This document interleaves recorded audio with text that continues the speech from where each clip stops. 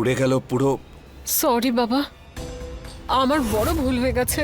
আমি তো তোমার এত খাটনির কাজটাকে নষ্ট করে ফেললাম। আমি ভীষণ লজ্জিত এর জন্য। করুণা দেবী, ফাইল তো আবার তৈরি হতে পারে। আপনি ঠিক আছেন তো? হ্যাঁ হ্যাঁ, আমি একদম ঠিক আছি, কিন্তু বেচারা নিশান্ত। তুমি কোনো চিন্তা করো না, ফাইলের যে পিডিএফ কপি আছে না, সেটা আমার ফোনে আছে। তো আমি এখনই আপনাকে দেখাচ্ছি, 1 মিনিট। এই আবির তো ঘুমিয়ে পড়ল, কিন্তু না, আমি এই সুযোগটা আমার হাতছাড়া হতে দেব না।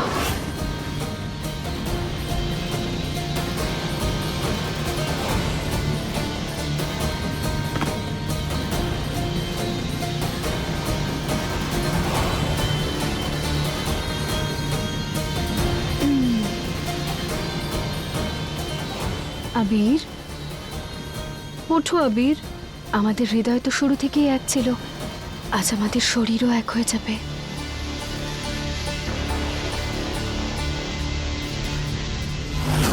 নিশান্ত বাবা, কি করছো তুমি? তুমি তো কত ঠাকুর মানো, তাহলে তো তোমার এটা নিশ্চয়ই জানা উচিত যে এই সন্ধ্যার সময় কাজ করতে নেই, ভগবানের নাম করতে হয়। বাবা, কাজের কথা তো পরেও হতে পারে।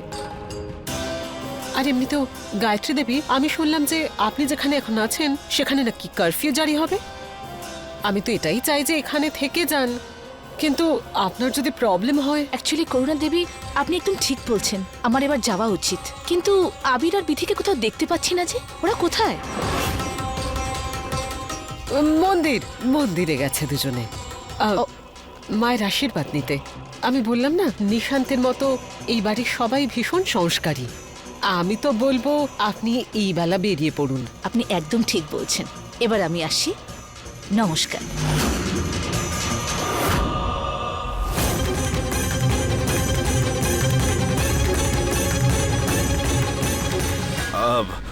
তোমার দুর্ভাগ্য এটা, আমার চোখটা পুরো চিলের মতো, আর চিলের নজর কখনো বিফলে যায় না।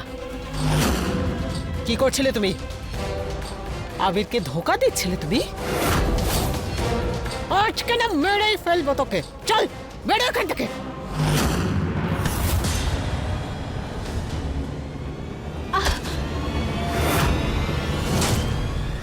তোর সাহস হলো কি করে সাহেব বাবুর নামে এসব কথা বলার? লজ্জা করলো না? সাহেব বাবুর মতো একজন সৎ মানুষের উপর এরকম জঘন্য অপবাদ কি করে দিলি? যখন কাকা বাবু আমাকে বললেন যে সাহেব বাবুর শরবতে কেউ নেশার জিনিস মিশিয়ে দিয়েছে, তখনই আমার বিশ্বাস হয়ে গিয়েছিল যে তুই ছাড়া এই কাজটার কেউ করতে পারে না। মেম সাহেব, আমার একটা কথা কান খুলে শুনে নাও, যতদিন আমি বেঁচে আছি আমি সাহেব বাবুর উপর কোনো আঁচ আসতে দেব না। আমি বেঁচে থাকতে ওনার কেউ কোনো ক্ষতি করতে পারবে না, বুঝতে পারলে? আমি সারাক্ষণ ঢাল হয়ে ওনাকে তোমার হাত থেকে বাঁচাবো। তোমার কি মনে হয় যে এইভাবে জোর করে তুমি আমার আবিরকে নিজের করে নিতে পারবে? না বিধি, তুমি কিচ্ছু করতে পারবে না। আরে তুমি তোর স্ত্রী হয়ে ওকে নিজের করতে পারোনি। আবিরের ভালোবাসা না তুমি আজকে পেয়েছো, না কালকে পাবে।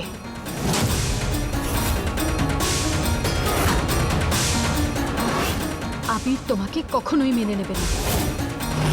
মেম সাহেব, আমি এমন একটা জিনিস হাতে পেয়েছি যেটা দেখার পর সাহেব বাবুর সবকিছু মনে পড়ে যাবে। হ্যাঁ, আমি ওই ফুল হাতে পেয়ে গিয়েছি। ওটা দেখে সাহেব বাবু আমার সত্যিটা জানতে পারবেন, আর তোমারই মিথ্যেটা।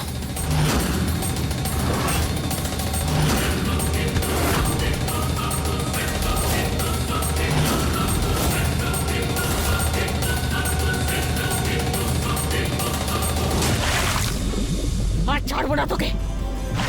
কি ভেবেছিলি তুই এই বাড়িতে থেকে আমার ছেলের জীবন নিয়ে ছিনিমিনি খেলবে? তুই ওর পরিশ্রমের জল ঢালবি আর আমি দাঁড়িয়ে দাঁড়িয়ে দেখবো? কখনো না। আজকে তোকে মেরেই ফেলবো।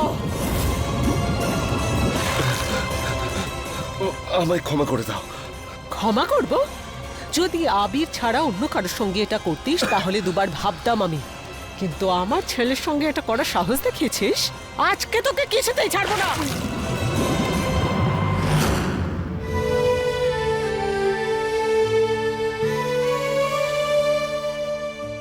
সাহেব বাবু, এই নিন, এটা খেলে আপনার মাথা ব্যথা একদম সেরে যাবে। ভালো না? আমি বুঝতেই পারছি না যে আমার এসব হলো কি করে, এত মাথার যন্ত্রণা করছে। আর আমি তো খেয়েছিলাম শুধু জুস। কি বলুন তো, বিয়ের তোড়জোড় চলছে, কত লোক যাতায়াত করছে, হয়তো কেউ ভুল করে আপনাকে ওই শরবত দিয়ে দিয়েছে যার মধ্যে ওই নেশার জিনিস মেশানো ছিল। কিন্তু আপনি একদম চিন্তা করবেন না, আমরা সবকিছু ভালো করে দেখে দেখে নিয়েছি, এরকমটা আর হবে না। তাই আপনি আপনি শুধু বিশ্রাম নিন এখন। আর তুমি এইভাবে কোণের মতো সেজে আছো কেন? সাহেব বাবু, এখন এসব ছাড়ুন আপনি। আপনার জন্য আমি একটা জিনিস এনেছি। এক মিনিট।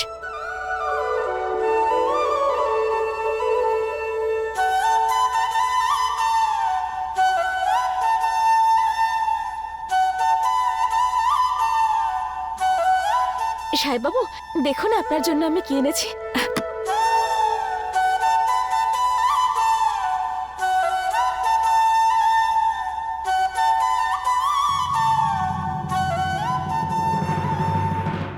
বিধি,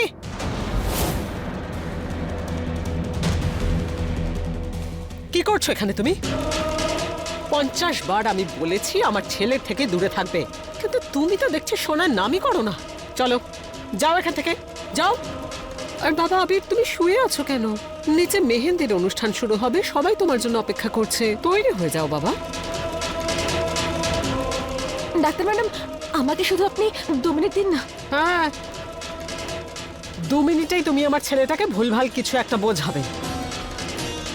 আমি রিস্ক নেব না, চলো যাও। আর এসব কি সাজগোজ করে বসে আছো? নতুন কিছু তন্ত্রমন্ত্র পড়বে নাকি? কোনো কিছুতে তোমার কিছু যায় আসে না। চলো যাও, যাও, বেরো বলছি, যাও।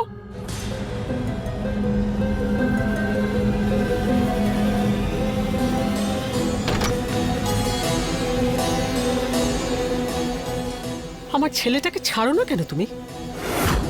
যখনই দেখি তখনই নতুন একটা কিছু করে ওর মন ভোলানোর চেষ্টা করছো। ডাক্তার ম্যাডাম, আমার কথা বিশ্বাস করুন, আমি শুধু সাহেব বাবুকে কিছু দিতে চেয়েছিলাম। বন্ধ করো এই নাটক, কিচ্ছু দেবে না তুমি ওকে।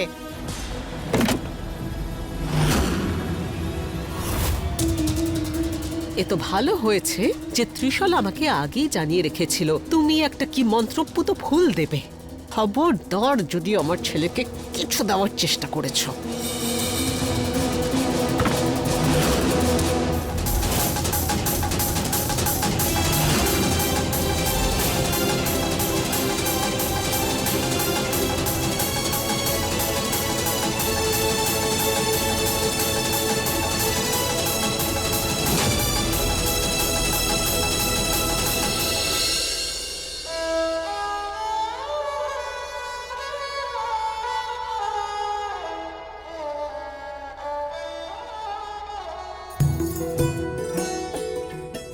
দাও।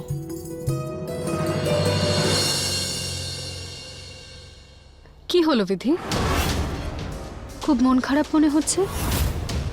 আবিরকে আগের জন্মের কথা মনে করিয়ে দেওয়ার জন্য তুমি এই ফুলটা নিয়ে এসেছিলে না? এটা তো নষ্ট হয়ে গেল, এবার কি করবে তুমি? জানো, কখনো কখনো না আমার তোমার ভালোবাসায় বিশ্বাস হয় না।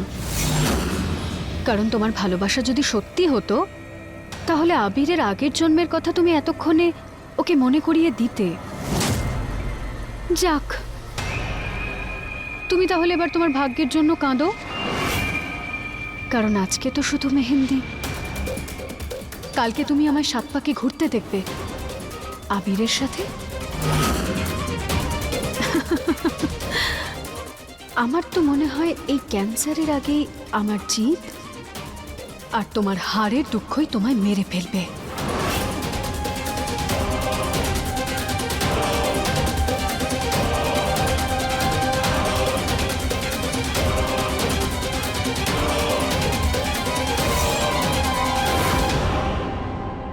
আরে ত্রিশলা এসে গেছে। আমি নিয়ে আসছি।